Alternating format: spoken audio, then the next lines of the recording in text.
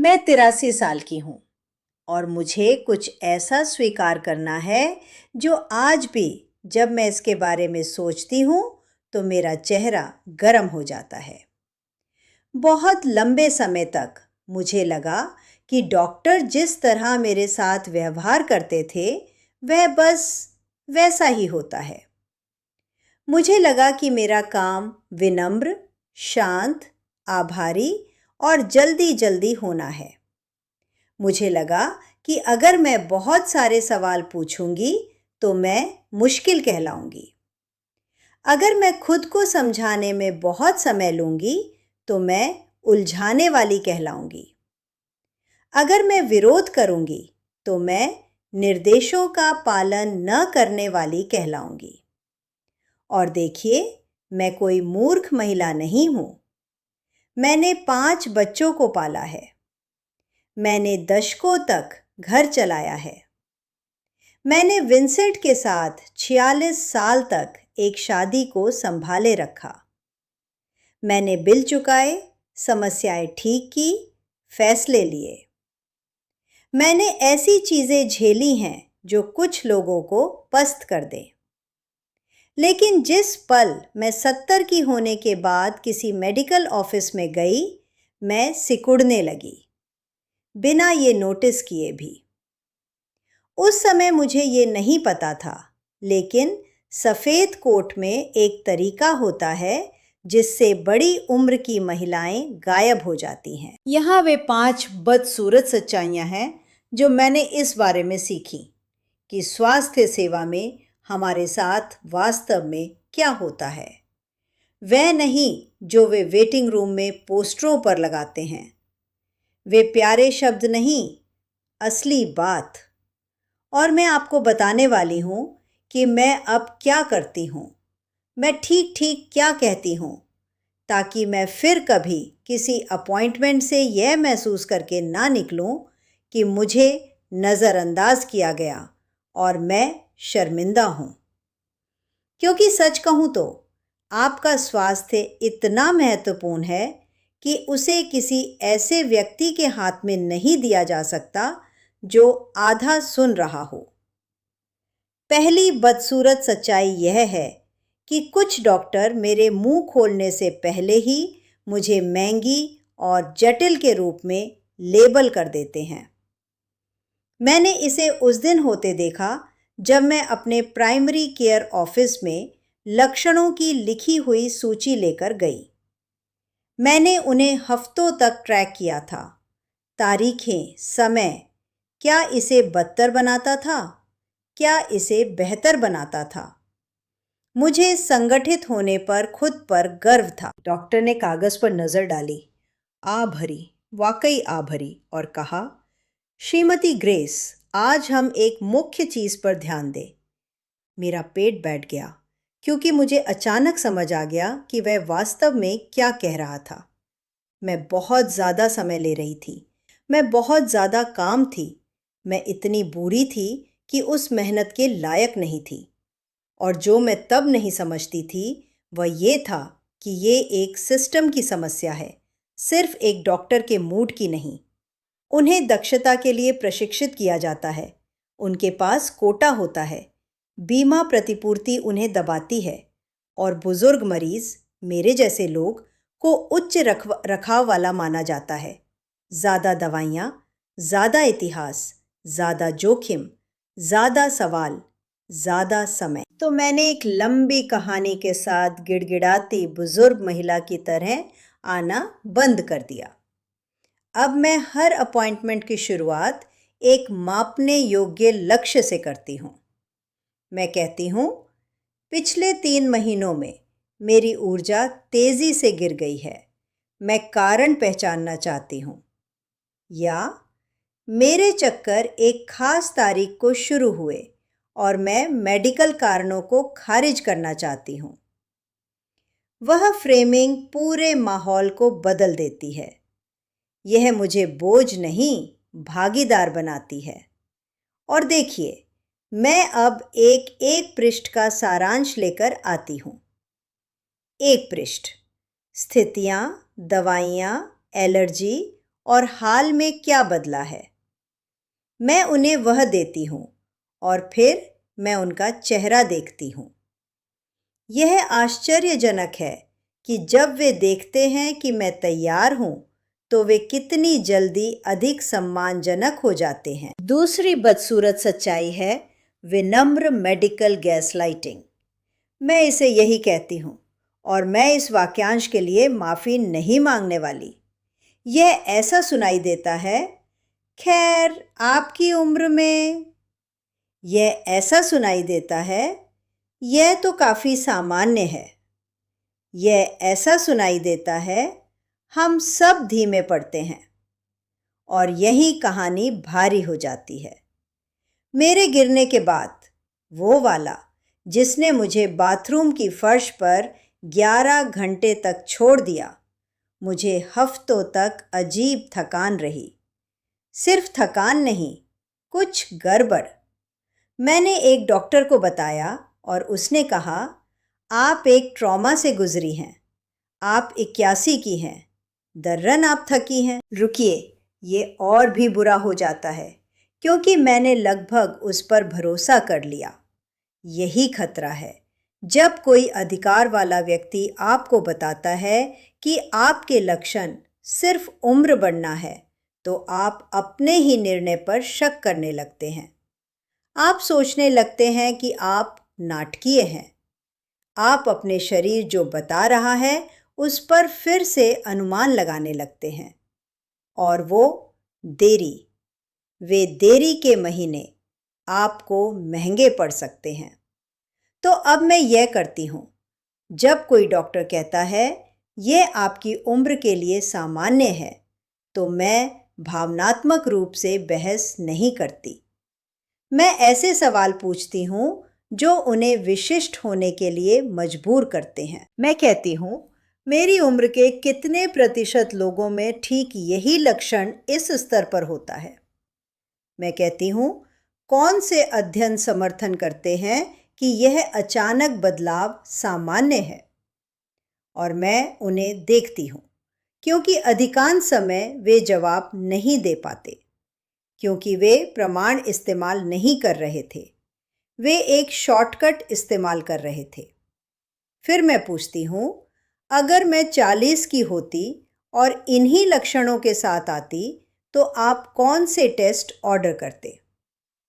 उस एक सवाल ने मेरे लिए पूरी की पूरी अपॉइंटमेंट्स बदल दी हैं।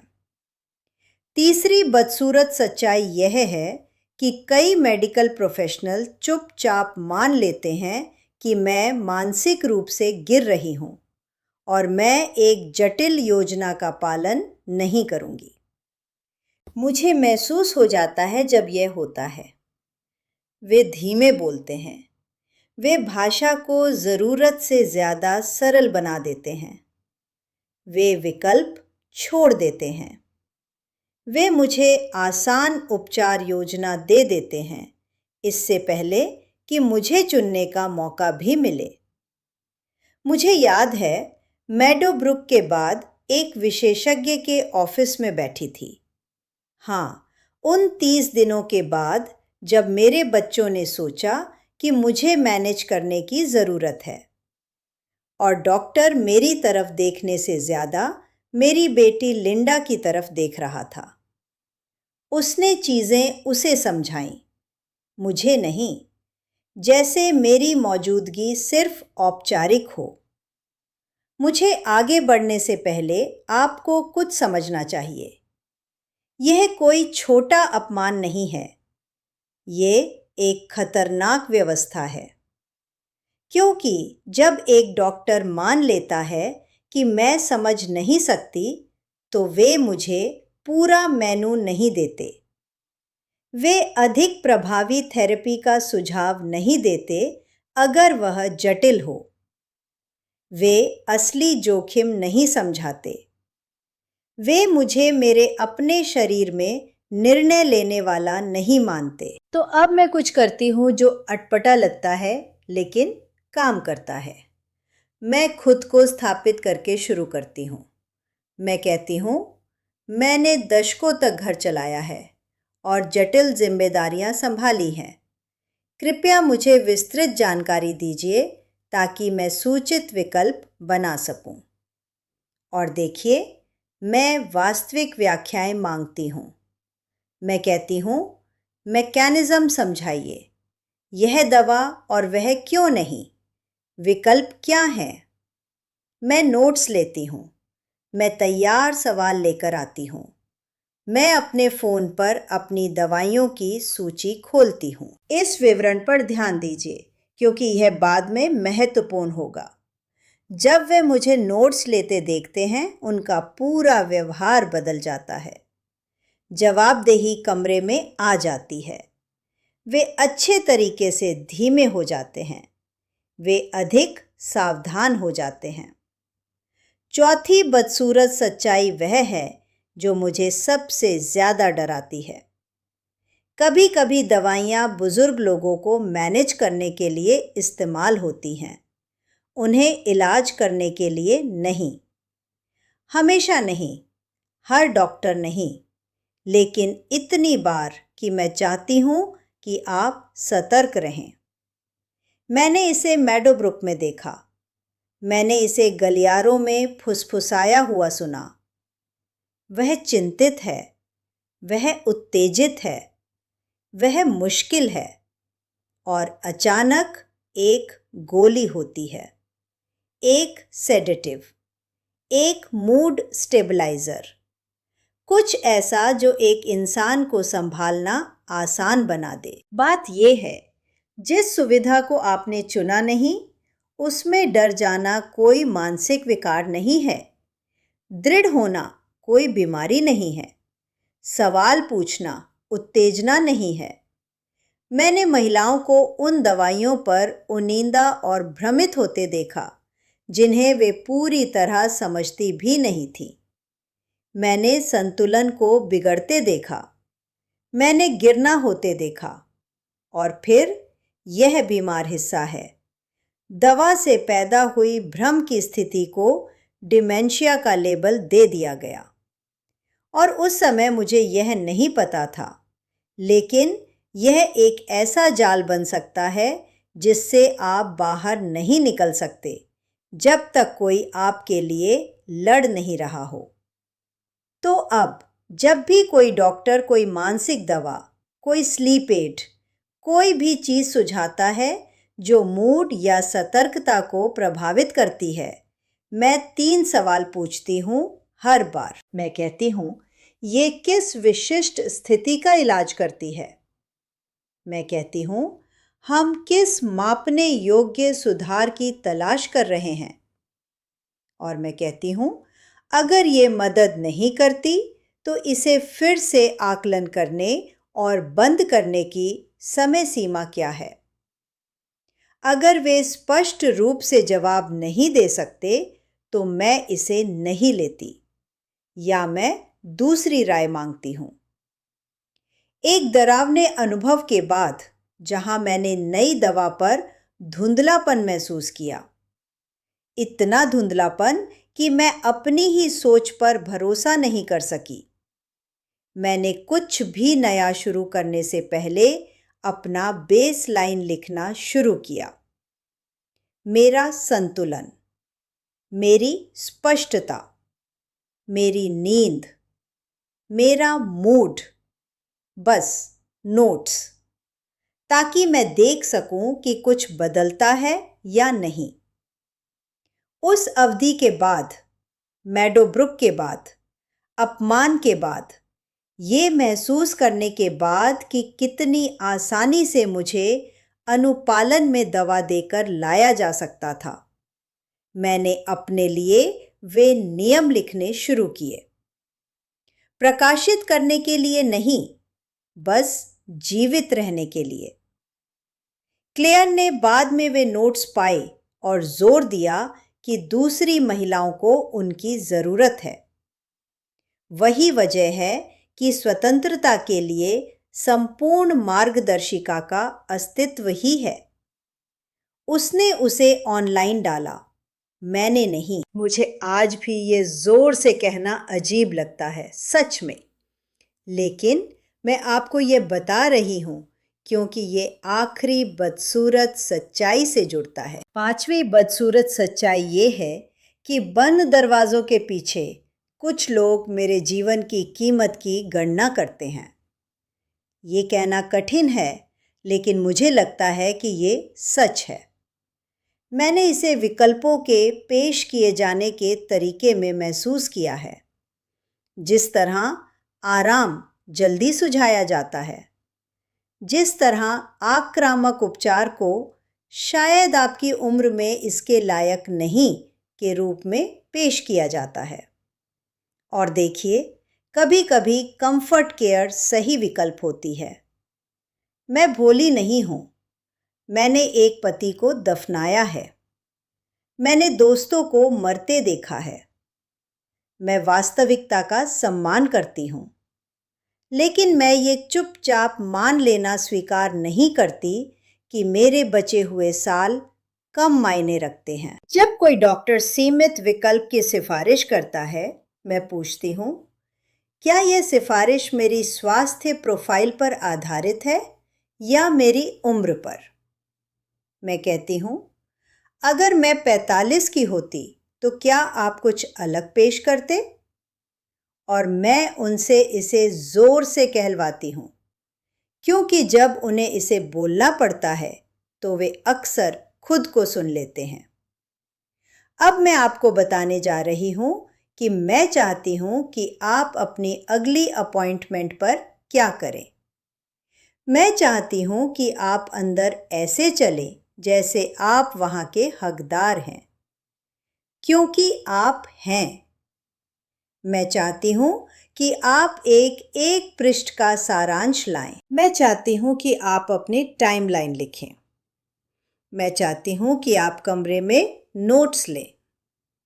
मैं चाहती हूँ कि आप पूछें, अगर मैं छोटा होता तो आप कौन से टेस्ट ऑर्डर करते? मैं चाहती हूँ कि आप पूछें, इसको सामान्य बुढ़ापा कहने के समर्थन में कौन सा प्रमाण है?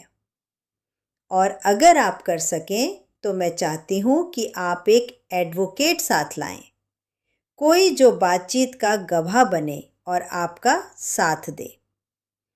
आपको देख लिया जाना किस्मत नहीं है। आप देखभाल के लिए गिड़गिड़ा नहीं रहे हैं। आप एक सेवा के लिए भुगतान करने वाले मरीज हैं और आप प्रीमियम सम्मान के हकदार हैं। और यही मैं इसे खत्म करती हूँ। स्वतंत्रता के लिए संपूर्ण मार्गदर्शिका अभी ऊपर है, लेकिन मुझे नहीं पता ये और कितने समय रहेगी। 83 की उम्र में कुछ भी बेचने में मुझे शर्म आती है। मैंने कभी कल्पना नहीं की थी कि मैं ऐसा कुछ करूँगी। और मेरे बेटे डेविड ने इस हफ्ते फिर कॉल किया और मुझे इसे हटाने को कहा। उसने कहा कि इससे परिवार बुरा दिखता है। लिंडा ने कहा कि मैं निजी बातें सार्वजनिक कर रही हूँ। मैं इसके बारे में सोच रही हूँ। मेरा हौसला टूट रहा है, लेकिन मैं यह भी जानती हूँ कि ऐसी महिलाएं मुझे देख रही हैं जो डॉक्टरों के ऑफिस से यह महसूस करके बाहर निकली हैं कि वे छोटी, बेवकूफ़ और डरी हुई हैं। और मैं यह दिखावा नहीं कर सकती कि मैं उस भावना को नहीं समझती। तो स्वतंत्रता के लिए संपूर्ण मार्गदर्शिका का लिंक पिन किए गए कमेंट में है।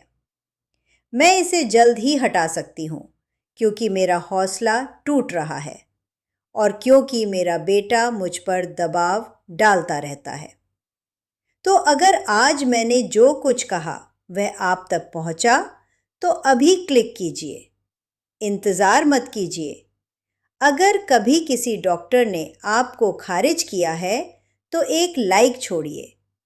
यह मुझे बताता है कि मैं इस लड़ाई में अकेली नहीं हूँ।